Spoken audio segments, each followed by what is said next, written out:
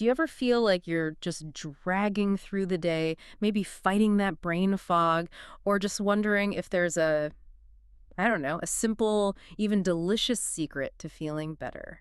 Such a common feeling, isn't it? That modern life drain. Totally. Well, today we're doing a deep dive into something really fascinating.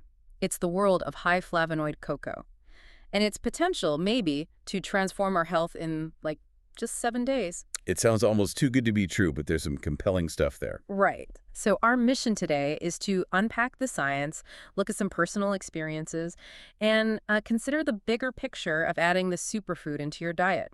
We're drawing insights from sources like the 7-Day High Flavonoid Cocoa Challenge. Yeah, some really interesting case studies in there. Definitely. And hey, before we jump in, if you're looking for more great info like this, please do visit Mind Expansion Daily. We really encourage you to like and subscribe to their content. It honestly fuels discussions just like this one. Absolutely. Good stuff over there. And if you enjoy what we're sharing today, maybe consider buying us a coffee. The link to support the show is right there in the description. Every little bit helps keep these deep dives going. It really does. Also, as we explore this, we've got a challenge for you. Drop a comment below. Tell us if you agree or disagree with our summary of cocoa's benefits. We genuinely want to hear your thoughts. Yeah, get the conversation started. And finally, we're aiming to go global, so please tell us where you're listening from in the comments. Let's see how far this deep dive can travel. Awesome. Let's see that map light up. Okay, let's get into it. This modern diet dilemma, we all know convenience, well, it often wins, right? But what's the real cost? The hidden cost?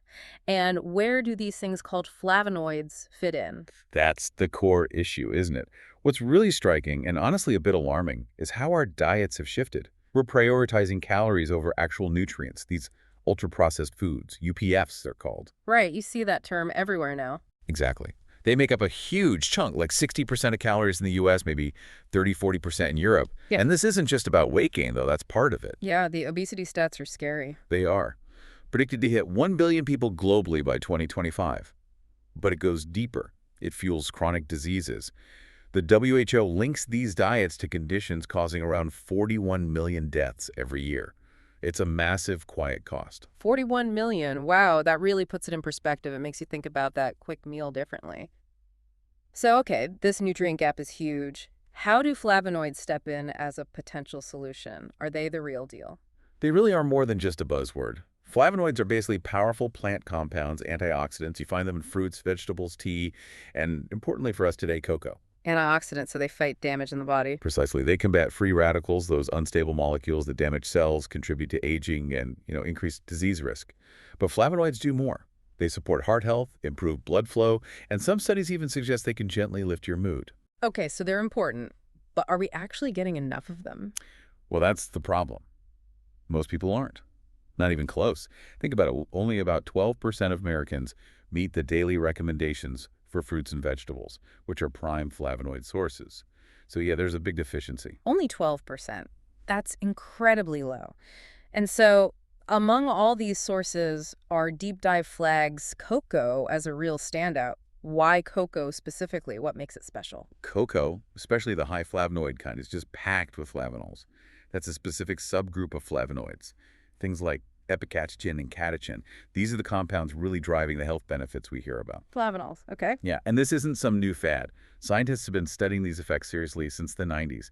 Just to give you an idea, good quality dark chocolate, say 70–85% cocoa, can have up to 800 milligrams of flavanols per 100 grams. 800 milligrams? That sounds like a lot compared to, well, an apple. It is. It's a very concentrated source, so it's not just a treat. It's potentially a really potent nutritional tool. Okay, so we've got this rich source of flavanols in cocoa. Now, let's get into the how, the science bit. When we talk about cardiovascular health, what's actually happening? What's the mechanism? Right, the how is key. And it's pretty neat, actually. Thinking about heart health, there was a big review in 2023, a meta-analysis looking at 31 different studies. Okay, so lots of data. Exactly. And it found that consistently, flavanol-rich cocoa helps lower blood pressure by about 2 to 4 millimillimeters G. 2 to 4 points. Is that significant? It might sound small, but yes, it is. It's actually comparable to the effect of some low-dose blood pressure medications for certain people. And the consistency across studies is what's really telling. Huh. How's it do that? Primarily by boosting something called nitric oxide production. Nitric oxide signals your blood vessels to relax and widen. Ah, so better blood flow. Precisely. Ah. It also improves what's called endothelial function, basically, the health of the lining of your blood vessels, Hmm. makes them less stiff. Arterial stiffness is a huge risk factor for heart disease, which affects, what, 1 in 3 adults globally? Plus, it has anti-inflammatory effects. Studies show it can lower C-reactive protein, a marker for inflammation, by around 17%. So multiple benefits for the heart there. That's really impressive for something you can, well, eat. Okay, heart health covered. What about the brain? Any cognitive boost from cocoa? Memory focus, that kind of thing? Absolutely. The brain benefits too. Yeah. There was a 2024 study showing improved memory and executive function, things like planning and problem solving in older adults who had daily cocoa. And that's likely from the blood flow again. Very likely. More blood flow means more oxygen and nutrients getting to the brain. It really makes you think, doesn't it? How simple dietary changes could potentially support long-term cognitive health. It really does.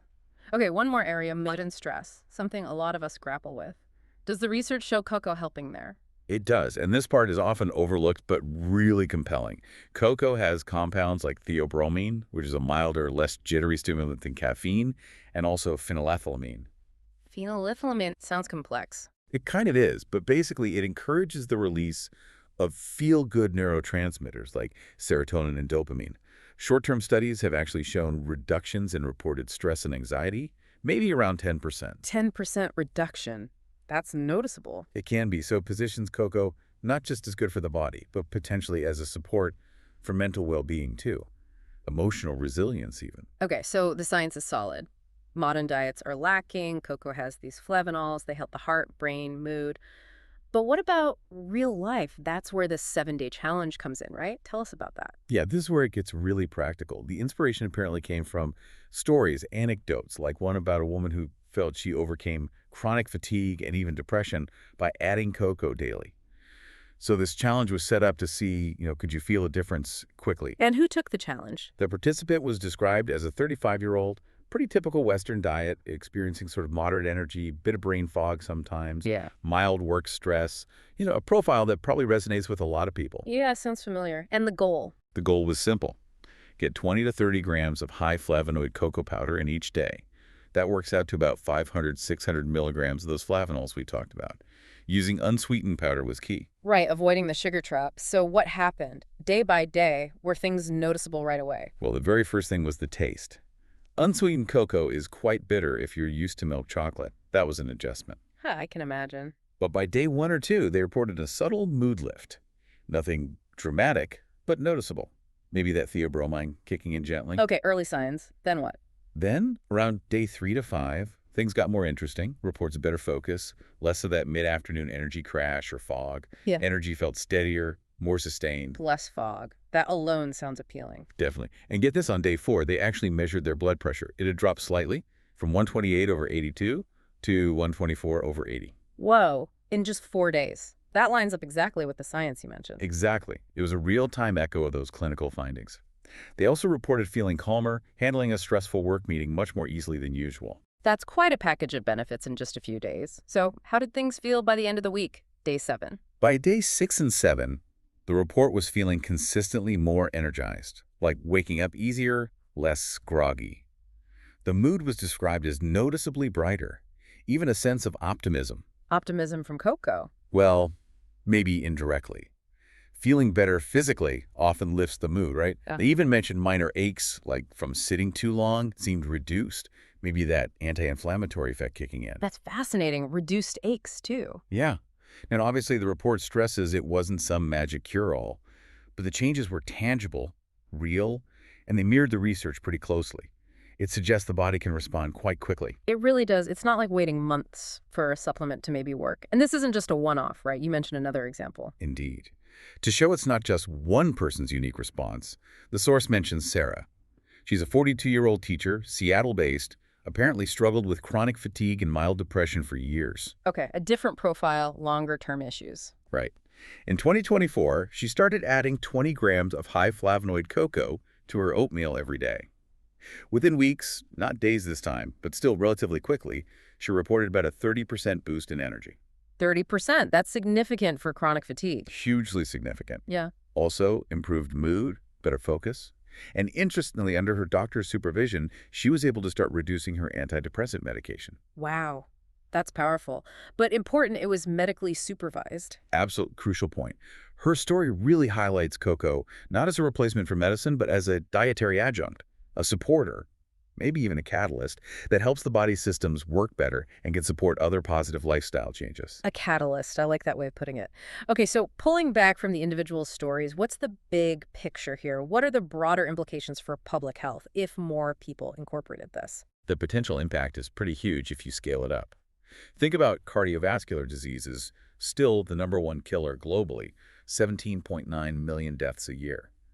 If flavanols can improve cholesterol, reduce blood clots, lower blood pressure even slightly for millions, that's massive. Yeah, even small individual changes add up across population. Exactly.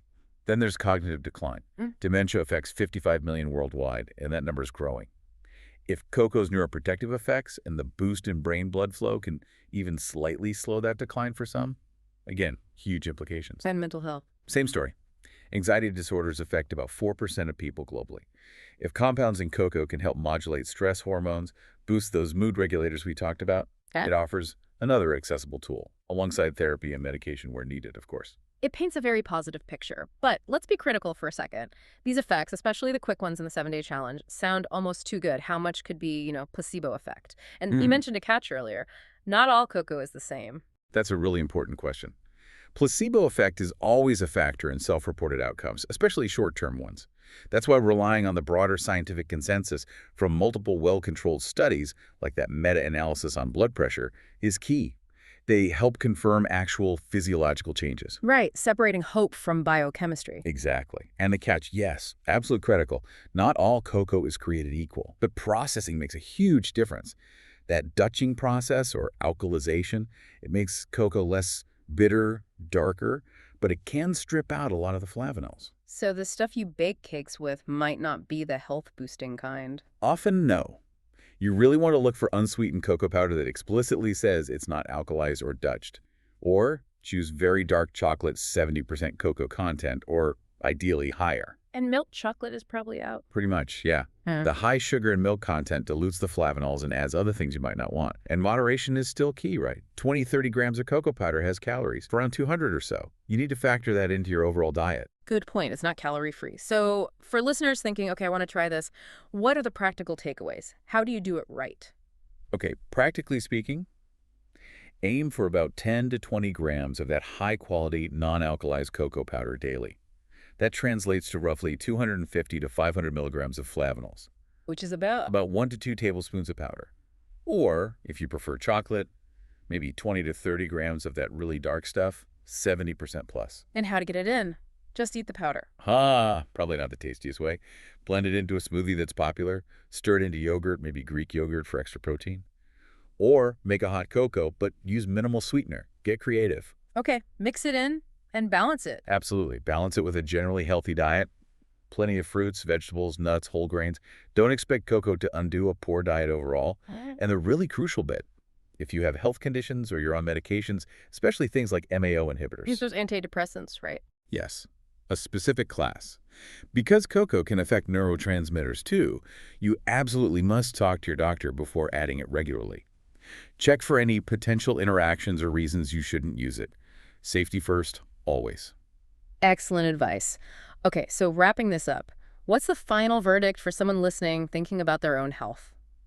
Well, this deep dive really shows that high flavonoid cocoa has some incredible potential, doesn't it?